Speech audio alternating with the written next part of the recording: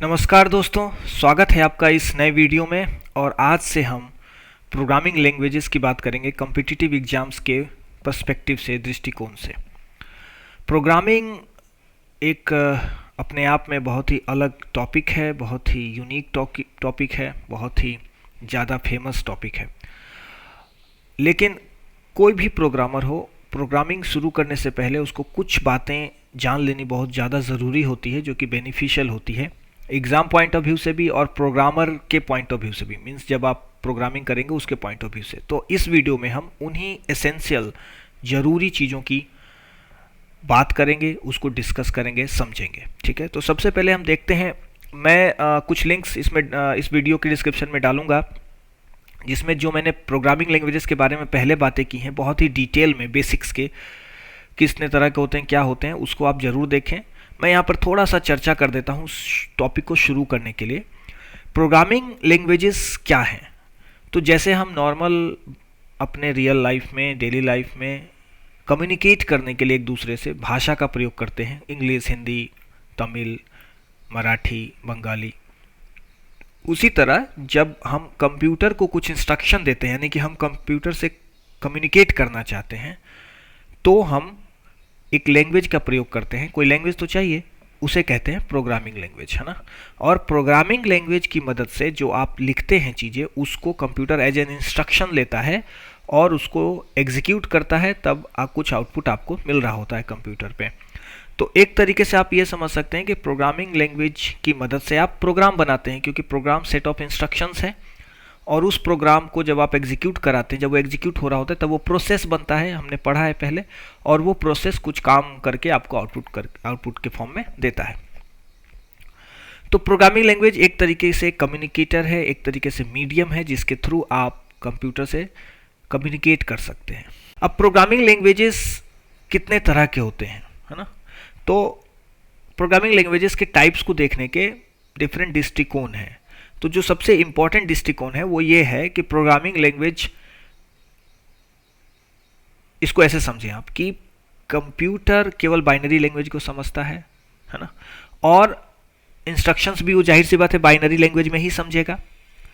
तो शुरू में जब कंप्यूटर बना तो बाइनरी लैंग्वेज में ही कोड लिखे गए, लेकिन वो सबके बस की बात नहीं थी उसमें लिखना, तो फिर क्या बना, असेंबली लैंग्वेज बना। लेकिन assembly language direct computer execute नहीं कर सकता, तो उसके लिए उसको एक इंटरप्रेटर लिखने की ज़रूरत पड़ी, और उसको हमने कहा, इंटरप्रेटर मीन्स ट्रांसलेटर, तो उसे हमने कहा असेंबलर, जो असेंबली लैंग्वेज को बाइनरी लैंग्वेज में बदल दे।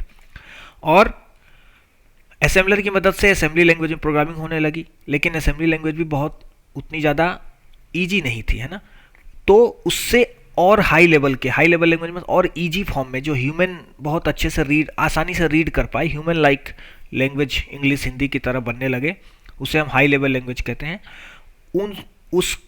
जब वो लैंग्वेजेस बने तो उनको भी बाइनरी में कन्वर्ट करने की ज़रूरत पड़ी, तो उसके लिए भी ट्रांसलेटर बनाए गए। उसको हमने कहा कंपाइलर, या एक दूसरे तरीके का ट्रांसलेटर होता है जिसे हमने कहा इंटरप्रेटर। कंपाइलर क्या करेगा, पूरे प्रोग्राम को एक ही बार में बाइनरी कोड में कन्वर्ट कर देगा, और इंटरप्रेटर क्या होगा, पूरे प्रोग्राम को एक बार में नहीं करके वो एक एक लाइन को एक एक बार में इंटरप्रेट करेगा, एग्जीक्यूट करेगा। इंटरप्रेट मीन्स ट्रांसलेट करेगा और एग्जीक्यूट करेगा। कुछ लैंग्वेजेस दोनों का कॉम्बिनेशन होते हैं, जैसे जावा क्या करता है, पूरे अपने प्रोग्राम को कंपाइल करके एक ऐसे फॉर्मेट में बना लेता है, उसको इंटरमीडिएट फॉर्म कहते हैं, अपने केवल उसके समझने के लिए, जावा ही केवल उसको समझ सकता है, इस फॉर्म में ला देता है, और फिर वहां से एक एक लाइन करके फिर वहां से इंटरप्रिटेशन शुरू कर देता है एग्जीक्यूशन के समय।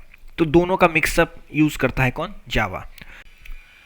तो अगर हम प्रोग्रामिंग लैंग्वेजेस के लेवल्स या उनके इंटरप्रिटेशन के आधार पर, उनके ट्रांसलेशन के आधार पर देखें, तो हमें दो तरीके के प्रोग्रामिंग लैंग्वेजेस मिलते हैं। एक क्या होता है, लो लेवल लैंग्वेज, है ना, और दूसरा क्या मिलता है, ये एच नहीं है, ये एल है, और दूसरा क्या मिलता है, हाई लेवल, है ना। तो ये बात मैं पहले भी बता चुका हूँ। लो लेवल में क्या आते हैं, एक आता है बाइनरी लैंग्वेज, ठीक है, और दूसरा क्या आता है,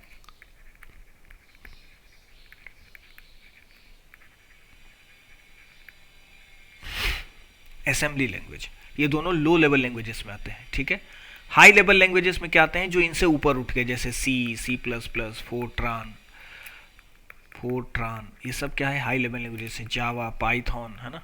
क्योंकि इनको हम हाई लेवल क्यों कह रहे हैं, आप ऐसा समझें कि ये आपको बहुत तरीके से इंग्लिश की तरह लगेगी, मतलब जैसे आप इंग्लिश में इंस्ट्रक्शंस लिखते हैं, इंग्लिश में कुछ सेंटेंस लिखते हैं, उस तरीके से आपको इसमें लिखने को मिलेगा प्रोग्राम में, है ना। उसके अलावा ये क्या यूज़ करते हैं, या तो कंपाइलर का प्रयोग करेंगे या तो इंटरप्रेटर का प्रयोग करेंगे, ठीक है। और कई बार इन दोनों का एडिशन, कंपाइलिंग के साथ साथ इंटरप्रिटेशन का भी प्रयोग करते हैं कई लैंग्वेजेस, ठीक है। और ये जो बाइनरी लैंग्वेज और असेंबली लैंग्वेज है, ये लोग कंपाइलर या इंटरप्रेटर का यूज़ ना करके किसका प्रयोग, बाइनरी लैंग्वेज तो अपने आप में प्योर है, इसको किसी ट्रांसलेशन की ज़रूरत नहीं है, बट जो असेंबली लैंग्वेज है इसके लिए हमें कौन से ट्रांसलेटर की ज़रूरत पड़ती है, असेंबलर की। ये सब बेसिक चीज़ें हैं, आप ध्यान रखेंगे, ठीक है। अब हम एक प्रोग्रामिंग लैंग्वेज, एक किसी भी प्रोग्रामिंग लैंग्वेज की, ये जो मैं बात अब करने वाला हूँ ये सभी प्रोग्रामिंग लैंग्वेजेस पर इक्वली अप्लाई होती है, सभी प्रोग्रामिंग लैंग्वेजेस पर, दुनिया में जितने भी प्रोग्रामिंग लैंग्वेज हैं सब पर ये बातें इसके बाद जो भी मैं करने वाला हूँ वो सब पर अप्लाई होगी, ठीक है। तो आप जब आप प्रोग्रामिंग सीखने जा रहे हैं या प्रोग्रामिंग की तरफ जा रहे हैं तो आप तीन चीज़ें जो मेरे हिसाब से आपको समझ लेनी चाहिए, वो ये ज़रूरी है कि आप किसी भी प्रोग्रामिंग लैंग्वेज को तीन हिस्सों में या तीन चीज़ों से मिलकर बना देख सकते हैं, ठीक, तीन चीज़ों से। मैं तीनों को एक्सप्लेन कर रहा हूँ। पहला, इसमें एक लैंग्वेज का गुण होगा। हर प्रोग्रामिंग लैंग्वेज में ये तीन तरीके के गुण आपको देखने के मिलेंगे। पहला, एक लैंग्वेज का गुण। लैंग्वेज क्या होता है, जैसे इंग्लिश लैंग्वेज है, हिंदी लैंग्वेज है, हर लैंग्वेज की अपनी कुछ प्रॉपर्टी, तो लैंग्वेज का गुण आपको देखने को मिलेगा, ठीक। दूसरा, इसमें आपको मैथमेटिक्स के गुण देखने को मिलेंगे, मैथमेटिक्स, है ना। मैथमेटिक्स एग्जैक्टली जैसा मैथमेटिक्स है हूबहू नहीं, बट मैथमेटिक्स के बहुत सारे एलिमेंट एकदम वैसे के वैसे आपको देखने को मिलेंगे। तो प्रोग्रामिंग लैंग्वेज को समझने के लिए इसका मैथमेटिकल जो प्रॉपर्टी है उसको समझना बहुत ज़्यादा ज़रूरी है, और प्रोग्रामिंग लैंग्वेज को समझने के लिए इसका जो लैंग्वेज वाली प्रॉपर्टी है, जो लैंग्वेज से ये लेकर आता है अपने पास, वो भी समझना बहुत ज़रूरी है। और तीसरा है पैराडिग्म। ये जो फीचर है पैराडिग्म, ये कहीं से लेता नहीं है, ये प्रोग्रामिंग लैंग्वेज का अपना है, ठीक है। पैराडिग्म को हिंदी में अगर हम देखें तो इसको तरीका भी कहा जाता है, तरीका। अभी हम समझेंगे पैराडिग्म क्या है। तो ये दो चीज़ें प्रोग्रामिंग लैंग्वेज कहीं से लेकर आता है। भाषा जितने भी दुनिया में है उस सब के पास कुछ कॉमन फीचर्स है, उन फीचर्स को लेकर आता है प्रोग्रामिंग लैंग्वेज भाषाओं से। मैथमेटिक्स के पास अपना कुछ फीचर है, अपने कुछ गुण है, उन गुणों को लेकर आया है कहाँ से, मैथमेटिक्स से। कौन, प्रोग्रामिंग लैंग्वेज। और जो तीसरा गुण है ये प्रोग्रामिंग लैंग्वेज का अपना है, ये कहीं से लेकर नहीं आया, ठीक है। तो लैंग्वेज से क्या गुण लेकर आया है, लैंग्वेज से हर प्रोग्रामिंग लैंग्वेज एक चीज़ सीखता है, उसका नाम है सिंटेक्स। जैसे हर लैंग्वेज का अपना एक अल्फ़ाबेट होता है, जैसे हिंदी में क ख ग घ है, क्योंकि उन्हीं की मदद से आप कोई भी वर्ड सेंटेंस लिखते हैं। इंग्लिश में भी A to Z है अल्फ़ाबेट, स्वर, व्यंजन, कॉन्सोनेंट, वॉवेल्स, ये सब अल्फ़ाबेट होगा।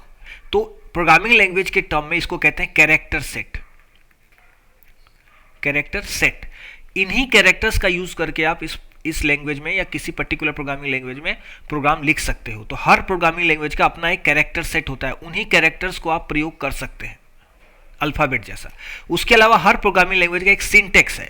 सिंटेक्स मतलब रूल, जैसे इंग्लिश में रूल है, राम जा रहा है तो Ram is going, Ram going is, ऐसा नहीं लिख सकते अपन, उसका एक फिक्स सिंटेक्स है। हिंदी में भी वाक्य को बनाने के एकदम फिक्स चीज़ें हैं, फिक्स ग्रामर है, रूल है, तो उसी को हम सिंटेक्स कहते हैं। उसी तरह हर प्रोग्रामिंग लैंग्वेज का अपना सिंटेक्स होता है, हर प्रोग्रामिंग लैंग्वेज का अपना अलग सिंटेक्स होता है।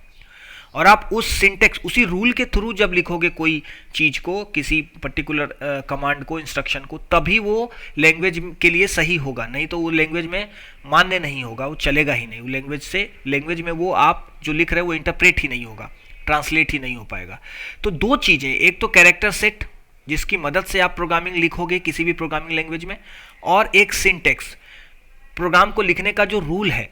ये दो चीज़ें हर प्रोग्रामिंग लैंग्वेज में होगी और सब में अलग अलग होगी, सब में अलग अलग होगी, ठीक है।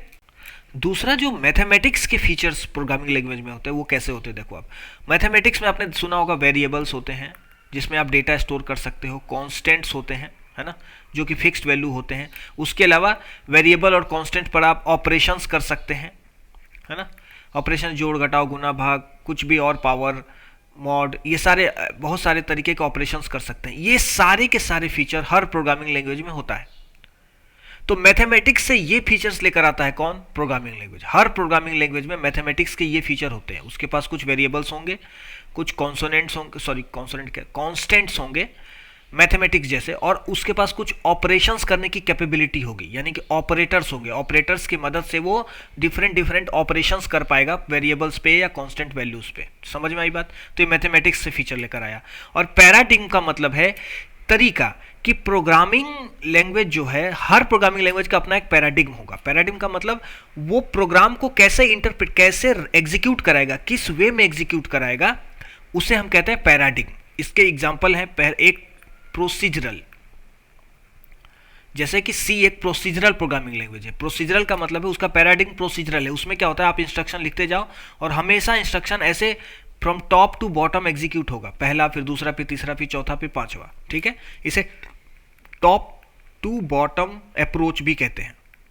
इसमें प्रोग्राम हमेशा टॉप से बॉटम की ओर एग्जीक्यूट होना शुरू होता है, लाइन बाय लाइन। और दूसरा एक और पैराडिग्म है ऑब्जेक्ट ओरिएंटेड,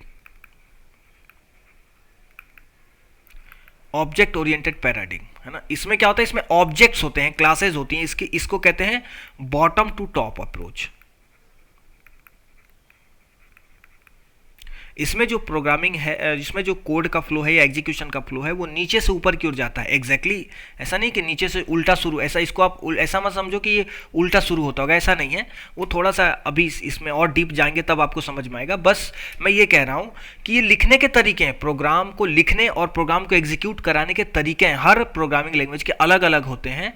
तो उनमें से कुछ प्रोसीजरल होता है, कुछ ऑब्जेक्ट ओरिएंटेड होता है, कुछ ऑब्जेक्ट बेस्ड होता है। ऑब्जेक्ट बेस्ड जैसे जावा स्क्रिप्ट है, ऑब्जेक्ट बेस्ड, है ना।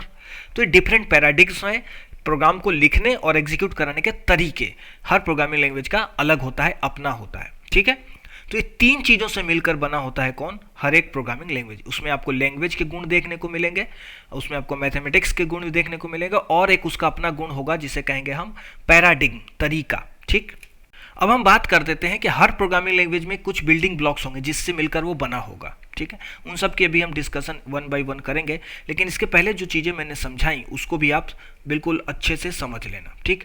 यहाँ पर मैं कुछ बातें बिल्डिंग ब्लॉक्स को मैं नेक्स्ट स्लाइड से, नेक्स्ट बिल्डिंग ब्लॉक्स को मैं इस टॉपिक के बाद डिस्कस करूँगा। अभी आपको मैं क्या बताना चाह रहा हूँ, अभी मैं ये बताना चाह रहा हूँ कुछ प्रोग्रामिंग लैंग्वेजेस के मैं आपको नाम लिख देता हूँ, जैसे जावा, जावा स्क्रिप्ट, ये सब हमें पढ़ना है, नेक्स्ट वीडियोस से यही सब पढ़ना है हमें। पाइथन, ठीक, और HTML, ये चार हमें पढ़ने हैं एटलीस्ट। एक हमें VB भी पढ़ना है, विजुअल बेसिक, है ना। ये जो पांच हमें पढ़ने हैं या हमें इसको जानना है, उसके बारे में थोड़ी चीज़ें यहाँ पर डिस्कस कर लेना ज़रूरी है ना। जावा सबसे पहले क्या है, कंपाइल्ड लैंग्वेज है। हालांकि मैंने थोड़ी देर पहले अभी आपसे डिस्कस किया था कि ये कंपाइलिंग और इंटरप्रिटेशन दोनों यूज़ करता है, बट आप इसको कंपाइल्ड ही कहेंगे, वो उसका इंटरनल मामला है इंटरप्रिटेशन वाला, ठीक है। कंपाइल्ड भी है ये जावा, क्या है, कंपाइल्ड लैंग्वेज है और ऑब्जेक्ट ओरिएंटेड लैंग्वेज है। अब आपको समझ में आ रहा होगा, ऑब्जेक्ट ओरिएंटेड कहने का मतलब है ये ऑब्जेक्ट ओरिएंटेड पैराडिग्म को यूज़ करता है, बॉटम टू टॉप अप्रोच प्रयोग करता है ये, ठीक है। जावा स्क्रिप्ट जो है वो इंटरप्रेटेड लैंग्वेज है। इसमें क्या होता है, इंटरप्रिटेशन होता है, एक कोड, एक instruction one by one execute होता है। दूसरा, ये ऑब्जेक्ट बेस्ड लैंग्वेज है, ऑब्जेक्ट बेस्ड लैंग्वेज है, ठीक है। ये इसका पैराडिग्म है, ऑब्जेक्ट बेस्ड, इसमें ऑब्जेक्ट सबसे इंपॉर्टेंट है। पाइथन आपको मालूम है इंटरप्रेटेड लैंग्वेज है, इंटरप्रेटेड लैंग्वेज है, ठीक है। और ये इसमें दोनों गुण है, ये ऑब्जेक्ट ओरिएंटेड भी बन सकता है, बट ये कंप्लीटली, जावा जो है वो कंप्लीट ऑब्जेक्ट ओरिएंटेड है, but Python strict object oriented नहीं है ना। तो इसको आप ऑब्जेक्ट ओरिएंटेड कह सकते हैं, बट ये ऑब्जेक्ट ओरिएंटेड लैंग्वेज है नहीं, क्योंकि ये पूरी तरह से ऑब्जेक्ट ओरिएंटेड के जो रूल्स होते हैं उनको फॉलो नहीं करता है। बट हाँ, इसमें ऑब्जेक्ट ओरिएंटेड के गुण जरूर देखने को मिलते हैं, किसमें, पाइथन में, ठीक है। तो इसको आप प्रोसीजरल भी कह सकते हैं, ऑब्जेक्ट ओरिएंटेड भी कह सकते हैं, बट कंप्लीट ऑब्जेक्ट ओरिएंटेड ये नहीं है, कौन, पाइथन। HTML को अभी थोड़ी देर बाद डिस्कस करते हैं। VB, ये विजुअल बेसिक जो है आजकल बहुत ही रेयर, बहुत ही कम यूज़ हो रहा है। ये माइक्रोसॉफ्ट द्वारा बनाया गया एक लैंग्वेज था, विजुअल बेसिक। ये इवेंट ड्रिवन लैंग्वेज था, कैसा था, इवेंट ड्रिवन, इवेंट ड्रिवन, और ये इंटरप्रेटेड लैंग्वेज था, है ना। Event driven language, driven, event driven का मतलब क्या होता है, इसमें इवेंट्स होते थे, जैसे क्लिक इवेंट, यहाँ कोई बटन इसमें बन गया, आपने क्लिक किया तो इस क्लिक इवेंट पर ये कुछ काम करेगा, है ना।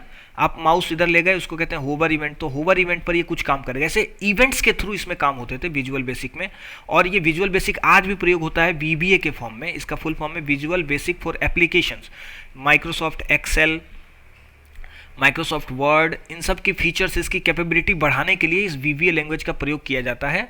आप अगर माइक्रोसॉफ्ट ऑफिस में भी जाएंगे, एक डेवलपर ऑप्शंस होता है, उसमें जाएंगे तो आपको विजुअल बेसिक का विंडो मिल जाएगा, जहां पर आप visual basic VBA, visual basic of application for application के कोड्स लिख सकते हैं, और उन कोड के थ्रू आप एक्सेल और वर्ड को, पावर पॉइंट्स को कंट्रोल कर सकते हैं। ठीक है, तो विजुअल बेसिक को हम इस आने वाले वीडियोज़ में नहीं देखेंगे, बट हम इन चारों को देखेंगे। ठीक है, HTML की बात करूं, HTML, पहली बात तो ये कोई प्रोग्रामिंग लैंग्वेज नहीं है। HTML प्रोग्रामिंग के काम आता है, जाहिर सी बात है, बट ये इस तरह की प्रोग्रामिंग लैंग्वेज नहीं है HTML। HTML एक मार्कअप लैंग्वेज है। ये कोई अलग से कुछ नहीं करता है। कौन? HTML का काम केवल मार्किंग अप करना है। मार्कअप करने का मतलब होता है सजाना। आपके पास एक विंडो रहता है, ब्राउजर, और इसमें कौन सी चीज़ कहाँ आएगी, कौन फोटोज़ कैसे रहेंगे, वीडियोज़ कैसे अपने को सजाना है, टेक्स्ट कैसे उसमें रखना है, वीडियो के ऊपर टेक्स्ट आ जाए, टेक्स्ट के ऊपर वीडियो आ जाए, ये सारी चीज़ें मार्कअप करना, सजाना, स्ट्रक्चर तैयार करना, ये HTML का काम है। और HTML केवल वेब पेजेस के स्ट्रक्चर बना सकता है।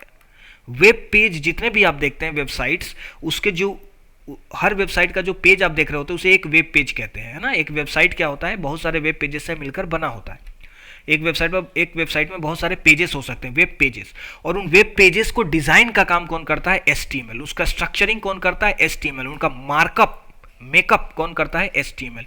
तो HTML का काम केवल वेब पेजेस को मार्कअप देना, एक स्ट्रक्चर देना, एक लुक देना, एक फिक्स्ड कहते हैं डिजाइन देना काम है किसका? HTML का। और HTML केवल स्ट्रक्चर बनाता है, इसमें डिजाइनिंग का काम कौन ऐड करता है? CSS।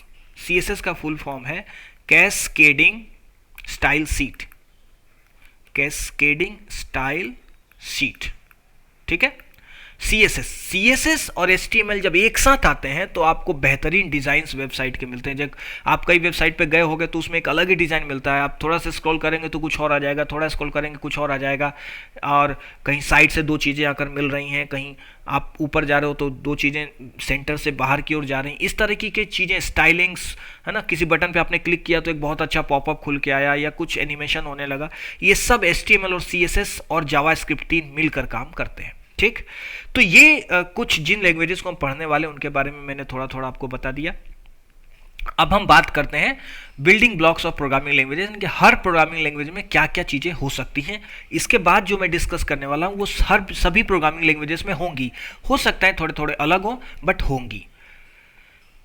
पहला जो इसमें टर्म आता है वो है कैरेक्टर सेट, यानी कि हर प्रोग्रामिंग लैंग्वेज का अपना एक कैरेक्टर सेट होगा। जैसे मैं पाइथन की बात करूँ तो पाइथन क्या अलाउ करता है? स्मॉल a से स्मॉल z, उसके बाद कैपिटल A से कैपिटल Z, उसके बाद 0 से लेकर कहाँ तक? 9 तक, है ना। और उसके बाद @ हैज़ कमेंट के लिए, कॉमा, सेमीकोलन, कोलोन, ये सभी चीज़ों को अलाउ करता है कौन? पाइथन। इसी तरीके से जावा का भी कुछ कैरेक्टर सेट होगा। तो कैरेक्टर सेट का मतलब होता है, जब हम ये प्रोग्रामिंग लैंग्वेज से देखेंगे तो उस समय देख लेंगे इसको, बट हर प्रोग्रामिंग लैंग्वेज के पास अपना एक कैरेक्टर सेट होगा। यानी कि इतने में से ही अगर आप कुछ लिखोगे अपने प्रोग्राम में, उस पर्टिकुलर प्रोग्रामिंग लैंग्वेज के प्रोग्राम में, तो वो समझेगा। इसके अलावा अगर आपने कुछ लिख दिया, जैसे किसी प्रोग्रामिंग लैंग्वेज में मान लो आपकी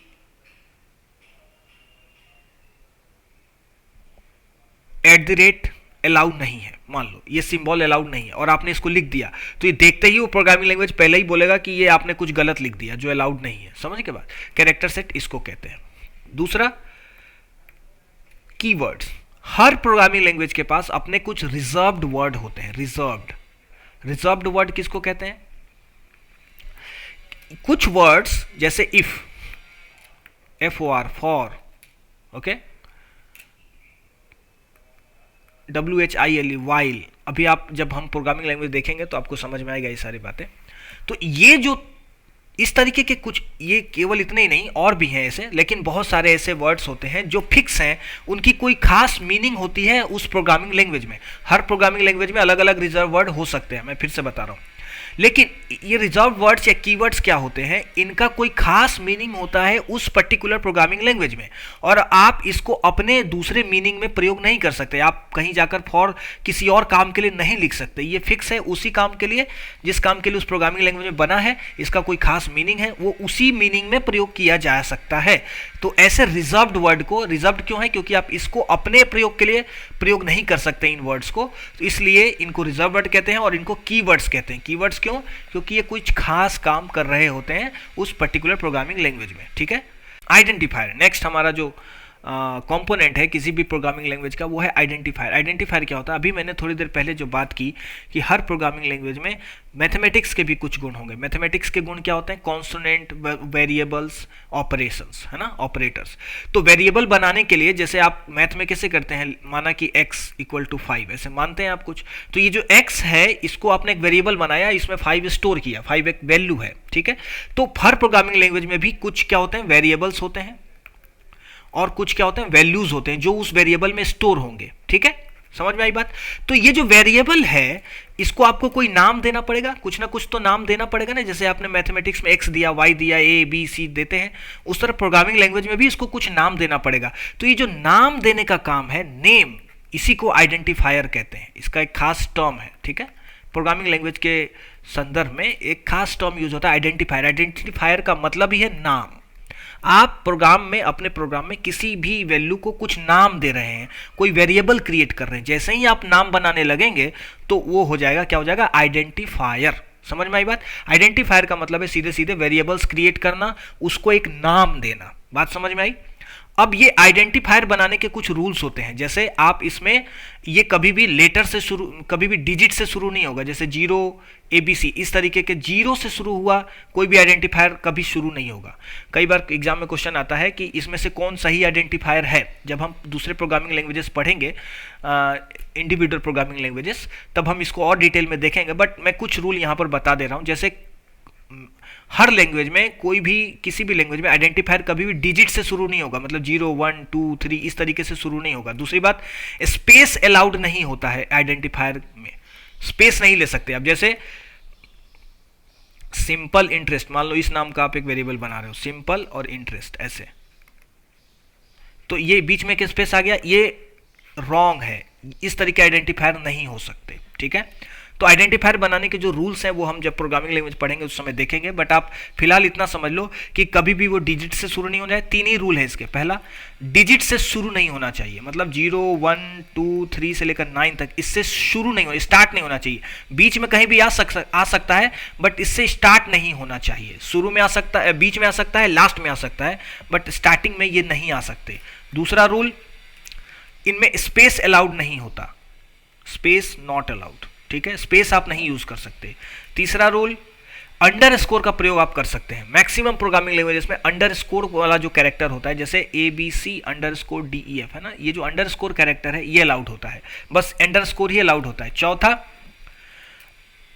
कोशिश करें कि आप जो आइडेंटिफायर है उसका नाम वैसा लिखें जो उसको स्पेशल मीनिंग, जो उसकी उस अपने आप में जो आप वैल्यू स्टोर कर रहे हैं उसको एक्सप्लेन करें। जैसे मैंने एक वेरिएबल का नाम दिया सिंपल और ऐसे अंडरस्कोर इंटरेस्ट, ये वैलिड है क्योंकि इसमें स्पेस नहीं है। अब इसको देखते ही कोई भी पढ़ने वाला समझ जाएगा कि इस वेरिएबल में कहीं ना कहीं सिंपल इंटरेस्ट की वैल्यू स्टोर होने वाली है। तो इस तरीके के नाम दें आप। ठीक है, और बहुत बड़ा न दें, एक और रूल है, बहुत बड़ा न दें। मैक्सिमम 255 कैरेक्टर पाइथन की, हालांकि पाइथन में कोई लिमिट नहीं है आइडेंटिफायर के नाम में, बट ऐसा कहा जाता है कि 255 से ज़्यादा बड़ा, 255 कैरेक्टर से ज़्यादा बड़ा नहीं यूज़ करना चाहिए, बट इसको आप रूल ना माने, है ना। पाइथन में आइडेंटिफायर के नाम में कोई भी कंडीशन नहीं होता। पाइथन की मैं बात कर रहा हूँ, जावा की जब बात आएगी हम जावा की बात करेंगे। तो ये था आइडेंटिफायर, नाम देना, नेमिंग करना। ठीक, अब जब यहाँ पर मैं डिस्कस कर रहा था तो मैंने बताया जैसे मैथमेटिक्स में आप कुछ वैल्यू स्टोर करते हैं, तो ये जो दूसरा पार्ट है वो क्या, वैल्यू है। तो जाहिर सी बात है प्रोग्रामिंग लैंग्वेजेस में भी ये दूसरा पार्ट होना चाहिए, क्योंकि आप वेरिएबल बना के उसमें कुछ ना कुछ तो स्टोर करोगे, वैल्यू तो होना चाहिए। तो नेक्स्ट पार्ट भी है वैल्यूज। जो नेक्स्ट कंपोनेंट है किसी भी प्रोग्रामिंग लैंग्वेज का वो है वैल्यूज, और वैल्यूज को ही टेक्निकल टर्म में लिटरल्स कहते हैं। जैसे नेम को क्या कह रहे थे हम, आइडेंटिफायर, उसी तरह वैल्यूज को हम क्या कहते हैं, लिटरल्स, और इसी को कॉन्स्टेंट्स भी कहते हैं। क्योंकि इनकी वैल्यू चेंज नहीं होती, तो इनको कॉन्स्टेंट्स भी कहते हैं। वैल्यूज, कॉन्स्टेंट्स या लिटरल्स, ये तीनों एक ही चीज है, इनका मतलब ही होता है वैल्यू। ठीक है, तो आपने लिखा जैसे x इक्वल टू ए, तो किसी प्रोग्रामिंग लैंग्वेज में आपने ये लिखेंगे तो आपने क्या किया, आपने एक वेरिएबल बनाया जिसका नाम है x, सॉरी यहाँ पर मैं 5 लिख देता हूँ, ए से आप कंफ्यूज हो जाओगे, और इसमें आपने वैल्यू क्या स्टोर किया 5। तो ये जो वैल्यू है, ये जो आप स्टोर कर रहे हैं, इसी को हम क्या कहते हैं, कांस्टेंट, वैल्यू या लिटरल्स। ठीक है, नेक्स्ट देखते हैं डेटा टाइप्स। डेटा टाइप्स क्या होता है, ये जो वैल्यूज थे आपके, ये आप जब किसी वेरिएबल में स्टोर कर रहे हैं, जाहिर सी बात है, देखो ये आप किसी वेरिएबल में स्टोर कर रहे हैं, और आप जानते हैं कि कंप्यूटर केवल बाइनरी लैंग्वेज समझता है। तो आप जब कोई नंबर स्टोर कर रहे हैं, जैसे आप ऐसे भी स्टोर कर सकते हैं, देखो एक variable name equal to Ajay, ऐसे आपने एक नाम स्टोर किया मान लो, तो ये देखो आप, ये अजय जो है ये कोई न्यूमेरिक वैल्यू तो है नहीं, ये कैरेक्टर्स हैं। तो कैरेक्टर्स को भी कोई भी प्रोग्रामिंग लैंग्वेज या कंप्यूटर कैसे स्टोर करता है, आपने पढ़ा होगा कैरेक्टर इनकोडिंग। नहीं पढ़ा तो आप पीछे पुराने वीडियो में जाकर देख लीजिएगा इस बार। कैरेक्टर इनकोडिंग का मैंने एक वीडियो बनाया है कि कंप्यूटर कैरेक्टर्स को कैरेक्टर इनकोडिंग के थ्रू स्टोर करता है या उसको प्रोसेस करता है, और नंबर्स को वो डायरेक्ट बाइनरी में कन्वर्ट करके स्टोर कर देता है। डेसिमल वाले वैल्यू को वो अलग फ्लोटिंग टाइप वैल्यू के फॉर्म में स्टोर करता है। तो अलग अलग टाइप के वैल्यूज को स्टोर करने के लिए, रियल टाइम वैल्यूज को स्टोर करने के लिए अलग अलग तरीके यूज करता है कौन, कंप्यूटर। तो जाहिर सी बात है प्रोग्रामिंग लैंग्वेज भी उसको अलग तरीके से ट्रीट करना चाहिए उसको, है ना। तो इसीलिए डिफरेंट टाइप के वैल्यूज को हैंडल करने के लिए डिफरेंट टाइप के डेटा टाइप्स होते हैं हर प्रोग्रामिंग लैंग्वेज में। डेटा टाइप्स क्या रिप्रेजेंट कर रहे हैं कि किस टाइप का डेटा है, ताकि वो उसको अच्छे से हैंडल कर पाए, है ना। अगर आप न्यूमेरिक वैल्यू के जगह कैरेक्टर यूज कर दिए और प्रोग्राम उसका अवेयर नहीं है तो कुछ का कुछ हो जाएगा, है ना, क्योंकि कैरेक्टर और नंबर में फर्क है, तो उसको सही से इंटरप्रेट नहीं कर पाएगा। इसलिए डेटा टाइप्स का होना बहुत ज़्यादा जरूरी है हर प्रोग्रामिंग लैंग्वेज में, और हर प्रोग्रामिंग लैंग्वेज में आपको डेटा टाइप मिलेगा। इसका बस एम एक ही चीज़ होता है कि डिफरेंट टाइप के वैल्यूज़ को रियल टाइम में, डिफरेंट टाइप के वैल्यूज हैं, कोई इमेज है, कोई वीडियो है, कोई कैरेक्टर है, कोई नंबर है, कोई डेसिमल वैल्यू है, कोई कॉम्प्लेक्स वैल्यू है। कॉम्प्लेक्स नंबर्स भी होते हैं एक तरीके के, इसको ऐसे लिखा जाता है a+ib के फॉर्म में कॉम्प्लेक्स नंबर्स होते हैं, है ना। तो जिनको ये समझ नहीं आ रहा वो इनको छोड़ देंगे, कोई बहुत इंपॉर्टेंट नहीं है, मैं बता रहा हूँ। डिफरेंट टाइप के वैल्यूज हो सकते हैं, उनको हैंडल करने के लिए डिफरेंट टाइप के डेटा टाइप्स होते हैं। डेटा टाइप्स मतलब किस किस टाइप के डेटा को वो प्रोग्रामिंग लैंग्वेज हैंडल करेगा, ठीक है। तो डेटा टाइप्स में जो सबसे बेसिक होते हैं उसमें होता है एक इंटीजर। इंटीजर आप समझ गए, नंबर्स, नॉर्मल नेगेटिव पॉजिटिव वाले नंबर्स, इंटीजर्स, ठीक। दूसरा कैरेक्टर्स, जिसमें वो कैरेक्टर्स स्टोर करता है, और कैरेक्टर्स का ही एक बड़ा भाई मान सकते हैं, उसका एक्सटेंडेड वर्जन स्ट्रिंग होता है। स्ट्रिंग का मतलब होता है ग्रुप ऑफ कैरेक्टर्स। कैरेक्टर का मतलब है एक कैरेक्टर, जैसे ए ये एक कैरेक्टर है, बी ये एक कैरेक्टर है, लेकिन स्ट्रिंग कैसा हो गया, अजय, ऐसे कुछ मिल के बन गया, है ना। ABCD ये क्या हो गया, एक स्ट्रिंग हो गया, है ना, ग्रुप ऑफ कैरेक्टर्स, तो स्ट्रिंग हो गया। तीसरा जो बेसिक यूज होता है वो होता है बूल। ये एक्चुअली बूलियन टाइप है। बूलियन पढ़ा होगा आपने, जब पुरानी वीडियो में हमने चर्चा की है। बूलियन नाम के साइंटिस्ट थे, ये 0-1 को स्टोर करते हैं ना, ट्रू फॉल्स को स्टोर करते हैं। ट्रू फॉल्स बूलियन वैल्यू होता है ना, 0-1 ट्रू फॉल्स ऑन ऑफ। तो इस तरीके के वैल्यूज को इजीली हैंडल करने के लिए और इफिशिएंटली हैंडल करने के लिए बूलियन टाइप का डेटा टाइप होता है, ठीक।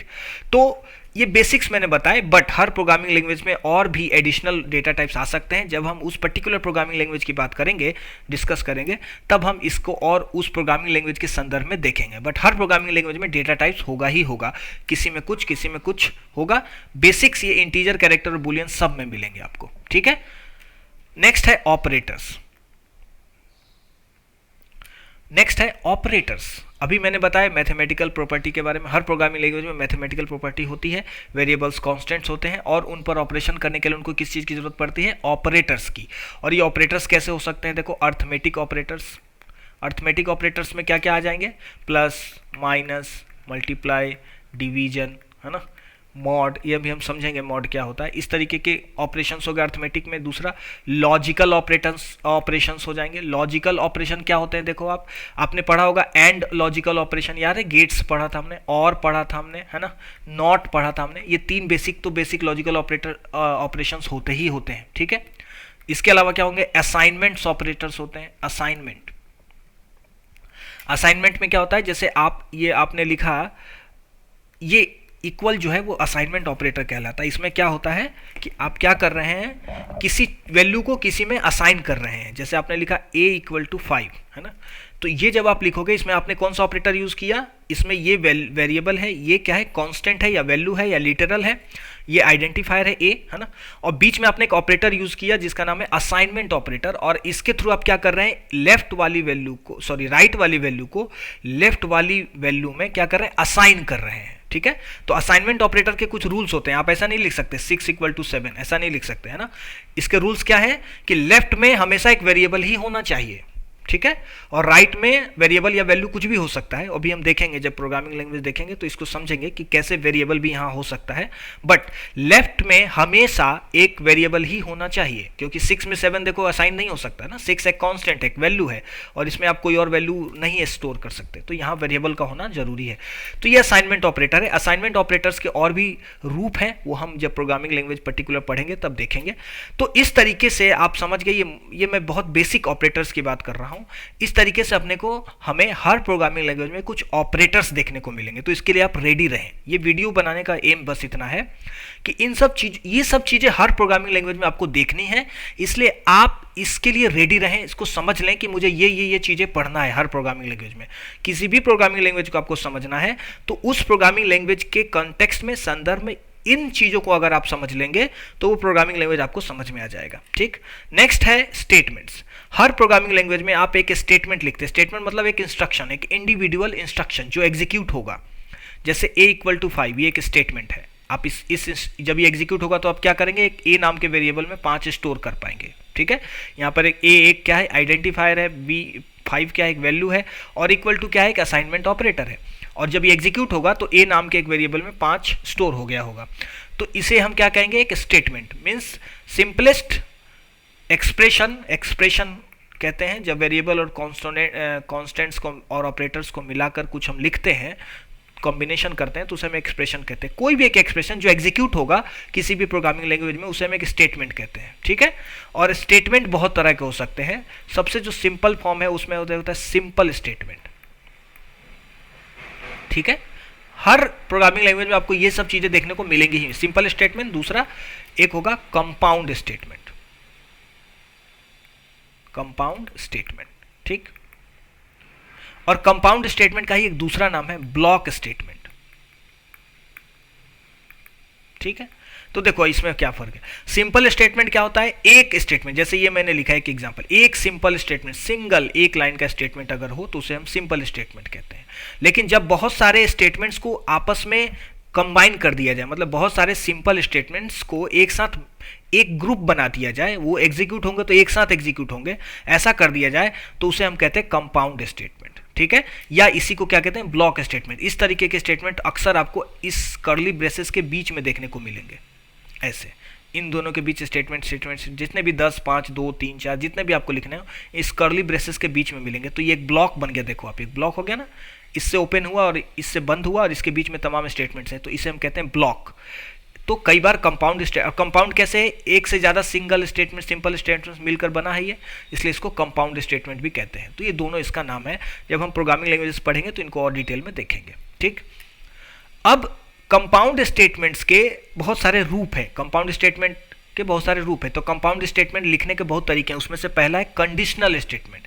इसमें क्या होता है, आप कंडीशन लगाते हैं, कंडीशन, जैसे इफ, आप यहाँ पर इफ लगा के यहाँ पर क्या चेक करेंगे, कोई कंडीशन, और अगर ये कंडीशन ट्रू है तो ये पर्टिकुलर ब्लॉक एग्जीक्यूट होगा, नहीं है अगर फॉल्स है, इल्स फॉल्स, तो ये वाला ब्लॉक एग्जीक्यूट होगा। इस तरीके से कंडीशनल स्टेटमेंट्स आप लिखते हैं, किसके मदद से, कंपाउंड। देखो यहाँ कंपाउंड स्टेटमेंट यूज हुआ ना, ये ग्रुप ऑफ स्टेटमेंट्स, यहाँ स्टेटमेंट, यहाँ भी ग्रुप ऑफ स्टेटमेंट।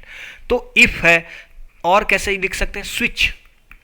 कुछ प्रोग्रामिंग लैंग्वेजेस में स्विच का भी यूज होता है। स्विच भी एक कंडीशनल स्टेटमेंट लिखने का तरीका है। स्विच है यहाँ पर कोई वेरिएबल होता है और इसके अंदर हम डिफरेंट केस चेक करते हैं। ठीक है, हम देखेंगे जब प्रोग्रामिंग लैंग्वेज पढ़ेंगे तो हम देखेंगे। पाइथन में स्विच अवेलेबल नहीं है, जावा में है। ठीक है, नेक्स्ट है, ये कंडीशनल था। और कंपाउंड स्टेटमेंट कैसे लिखा जा सकता है, इटरेटिव। जब एक ही स्टेटमेंट को बार बार एग्जीक्यूट करना हो तो उसे रिपीटेटिव स्टेटमेंट्स कहते हैं। उस समय हम रिपीटेटिव कंपाउंड स्टेटमेंट लिखते हैं या इटरेटिव कंपाउंड स्टेटमेंट लिखते हैं। इटरेटिव का मतलब एक ही चीज़ बार बार हो रहा है, इटरेट हो रहा है बार बार, और रिपीटेशन का भी मतलब वही, एक ही चीज़ बार बार रिपीट हो रहा है। तो इसके लिए हम यूज़ करते हैं ज़्यादातर फॉर का। इसको कई बार लूप भी कहा जाता है, आपने सुना होगा लूपिंग, है ना, कई बार लूपिंग भी कहा जाता है, लूप भी कहा जाता है। तो लूप किसी भी प्रोग्रामिंग लैंग्वेज में लिखने के बहुत सारे तरीके होते हैं, उसमें से एक है फॉर लूप, फॉर का यूज़ करके, एक होता है वाइल लूप, वाइल का यूज़ करके, एक होता है डू वाइल, ये भी हम देखेंगे इसको, ये क्या है ना। जावास्क्रिप्ट में और भी है फॉर ईच, फॉर ईच ये भी एक तरीके का लूप लिखने का तरीका है, जावास्क्रिप्ट में केवल बोल रहा हूं, है ना। तो अभी हम देखेंगे इन सब चीजों को, ठीक। इसके मदद से हम क्या करते हैं, एक ही चीज को बार बार रिपीट करवाते हैं प्रोग्राम में, ठीक। नेक्स्ट है, इतनी चीजें हर प्रोग्रामिंग लैंग्वेज में आपको मिलेंगी, इसलिए आप इसके लिए रेडी रहें, है ना। और इसमें मैंने कुछ थ्योरेटिकल बात की है, जिससे कि कुछ क्वेश्चंस कंपटीशन एग्जाम में इसी तरीके से पूछ दिए जाते हैं थ्योरेटिकल, तो आप उसको आंसर कर पाएंगे। नेक्स्ट जो टॉपिक मैं डिस्कस करने वाला हूं उसका नाम है प्रॉब्लम सॉल्विंग। अब जबकि हम नेक्स्ट वीडियो से प्रोग्रामिंग लैंग्वेज की तरफ बढ़ने वाले हैं या प्रोग्रामिंग की तरफ बढ़ने वाले हैं, कोई एक लैंग्वेज हो सकता है, मोस्ट प्रोबेबली मैं पाइथन लेकर आऊँ। तो जब हम पर्टिकुलर किसी लैंग्वेज को लेकर पढ़ेंगे तो हम उसमें करेंगे क्या, है ना। प्रोग्रामिंग लैंग्वेज की ज़रूरत क्यों है, जो मेन ज़रूरत है प्रोग्रामिंग लैंग्वेज की वो ये है कि हमें कंप्यूटर के थ्रू कोई ना कोई प्रॉब्लम सॉल्व करना है। जैसे अगर हमें सिंपल इंटरेस्ट ही कैलकुलेट करना है तो वो एक प्रॉब्लम है कंप्यूटर के लिए, हमारे लिए भी। तो हम कंप्यूटर को बताते हैं कि ये स्टेप करोगे तो सिंपल इंटरेस्ट निकल आएगा, है ना। तो इसे हम कहते हैं प्रॉब्लम सॉल्विंग टेक्निक। क्या करते हैं, आपका कंप्यूटर कुछ नहीं कर रहा है, आपने उसको एक प्रोग्राम दिया। प्रोग्राम क्या है, सेट ऑफ इंस्ट्रक्शंस। आप स्टेप बाय स्टेप उसमें इंस्ट्रक्शन लिख देते हैं और ये कंप्यूटर को देते हैं। कंप्यूटर इस स्टेप बाय स्टेप इसको फॉलो करता है और आउटपुट आपको मिल जाता है। मान लो सिंपल इंटरेस्ट का ये प्रोग्राम है एसआई का, आपने स्टेप्स लिख दिए और उसको अच्छे से किसी प्रोग्रामिंग लैंग्वेज में लिख कर दे दिया अपने कंप्यूटर को। कंप्यूटर क्या करेगा, इन स्टेप्स को 1 बाय 1 फॉलो करेगा और ये सिंपल इंटरेस्ट यहाँ पर एग्जीक्यूट आउटपुट में आ जाएगा, कंप्यूटर के पास कैलकुलेट हो जाएगा। तो आप क्या कर रहे हैं, एक्चुअली में कंप्यूटर कोई प्रॉब्लम सॉल्व नहीं कर रहा होता है, आप प्रोग्रामर उस प्रॉब्लम को सॉल्व करके उसके लिए एक प्रोग्राम यानी कि सेट ऑफ इंस्ट्रक्शंस लिखता है और कंप्यूटर बस उस सेट ऑफ इंस्ट्रक्शन को क्या करता है, एग्जीक्यूट करता है, जिससे कि वो प्रॉब्लम सॉल्व हो जाता है। तो प्रोग्रामिंग करने से पहले आपको ये समझ में आना चाहिए कि किसी भी प्रॉब्लम को सॉल्व कैसे करना है। अगर आपके पास एक नॉर्मल सा प्रॉब्लम आया कि आपके पास पी दिया हुआ है, रेट दिया हुआ है और टाइम दिया हुआ है, ठीक, आपको सिंपल इंटरेस्ट कैलकुलेट करना है, तो आप कैसे करोगे। तो ये आपको पता होना चाहिए, प्रोग्रामर को पता होना चाहिए कि इसको करने का तरीका क्या है। इसको करने का तरीका है, पी में आर और टी का मल्टीप्लाई कर देंगे और इस पूरे जो आया उसमें डिवाइड कर देंगे कितने से, 100 से। तो देखो आप यहाँ पर अगर मैं इसको सिंपल से बात करूँ तो ये क्या है, 3 असाइनमेंट ऑपरेशन, जैसे पी इक्वल टू 1000 असाइनमेंट हो गया, r equal to 10% t equal to 2 साल, है ना। और आपने क्या किया, यहाँ पर ऑपरेटर्स यूज किए, देखो मल्टीप्लिकेशन ऑपरेटर, यहाँ भी एक मल्टीप्लिकेशन ऑपरेटर, ये ब्रैकेट से आपने इन तीनों को घेर दिया और उसके बाद यहाँ पर डिवीजन ऑपरेटर लगाया और यहाँ 100 कर दिया। ये अगर जब कैलकुलेट हो जाएगा तो एसआई नाम का जो एस अंडरस्कोर है ये वेरिएबल में क्या स्टोर हो जाएगा, सिंपल इंटरेस्ट, और आप यहाँ पर कर दोगे आउटपुट के लिए जो भी इंस्ट्रक्शन होगा एसआई, तो क्या होगा, एसआई में जो भी स्टोर हुआ था यहाँ से कैलकुलेट होकर वो आउटपुट में आ जाएगा, है ना। तो इस तरीके से कोई भी प्रॉब्लम सॉल्व होता है कंप्यूटर में। तो जब आप प्रोग्रामिंग की तरफ बढ़ेंगे तो आपको ये देखना है कि जितनी भी चीज़ें आप कंप्यूटर से करवाना चाह रहे हैं वो सब छोटा हो या बड़ा हो एक प्रॉब्लम है और उस प्रॉब्लम का सॉल्यूशन आप ही को सोचना पड़ता है। प्रोग्रामर खुद ही सोचता है, पहले कॉपी पेन पर उसको सॉल्व करता है, जब वो उसका सॉल्यूशन उसको समझ में आ जाता है तब प्रोग्रामिंग के ये variables, identifiers, consonants, compound statement, if, for loop, looping, condition, इन सब का प्रयोग करके वो क्या करता है, इस प्रॉब्लम को, उस पर्टिकुलर प्रॉब्लम को या जो उसने सॉल्यूशन बनाया है उसको इम्प्लीमेंट करता है, उसके लिए इंस्ट्रक्शंस लिखता है। जब वो लिख लेता है वो इंस्ट्रक्शन कंप्यूटर को देता है, कंप्यूटर एग्जीक्यूट करके उस प्रॉब्लम को सॉल्व कर देता है। तो ये प्रॉब्लम सॉल्विंग जो है यही मेन प्रोग्रामिंग है। बस प्रोग्रामिंग लैंग्वेज की जो चीज़ें हैं, प्रोग्रामिंग लैंग्वेज हम सीखते क्यों है, ताकि हम उस प्रोग्रामिंग लैंग्वेज में इंस्ट्रक्शंस लिख पाएं। प्रोग्रामिंग लैंग्वेज का काम केवल इतना है कि जो आपके मन में है उसको आप वहां लिख पाएं, बाकी सॉल्विंग का काम प्रोग्रामर का खुद का होता है, ठीक है। तो आई होप कि ये वीडियो आपको अच्छा लगा होगा, प्रोग्रामिंग की कुछ बेसिक चीज़ें आपको समझ में आई होंगी। बहुत जल्द मिलते हैं नेक्स्ट वीडियो में, जिसमें कि हम मोस्ट प्रोबेबली पाइथन को लेकर आएंगे, पाइथन की बेसिक्स को समझेंगे कॉम्पिटिटिव एग्जाम के पॉइंट ऑफ व्यू से। तब तक के लिए पढ़ते रहिए, खुश रहिए और वीडियो को लाइक, शेयर और चैनल को सब्सक्राइब करिए। Thank you.